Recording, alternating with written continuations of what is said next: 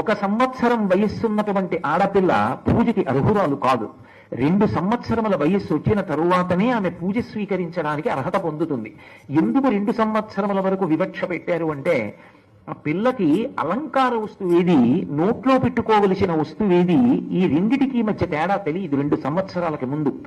చందనం అలంకారం చేశామనుకోండి, అసలు చెయ్యికి చందనం అలంకారం చేయించుకోరు వాళ్ళు, ఎందుకంటే అదేదో పూశారని భయపడతారు.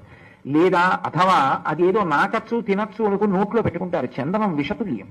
అందుకని 2 సంవత్సరముల వయస్సు వచ్చే పర్యంతము ఆడపిల్లకి కుమారీ పూజ చెయ్యవద్దు. 2 సంవత్సరముల నుండి 10 సంవత్సరముల వరకు కన్యగా ఉన్నటువంటి పిల్లకి మాత్రమే పూజ. కాబట్టి 10 దాటితే ఇక పూజార్హత ఉండదు. 10 ఏళ్ల వరకే పూజ చెయ్యాలి. కాబట్టి ఇందులో ఏ వయస్సు ఉన్నటువంటి పిల్లకి పూజ చేస్తున్నారు అన్న దాన్ని బట్టి ఆ పిల్లకి ఒక పేరు ఉంటుంది. అమ్మవారి యొక్క విభూతి ఆమె ఎందుకు ప్రసరించి 2 సంవత్సరముల పిల్లకి పూజ చేస్తే కుమారీ పూజ చేస్తున్నారు అంటారు. 3 సంవత్సరముల పిల్లకి చేస్తే త్రిమూర్తి పూజ అంటారు.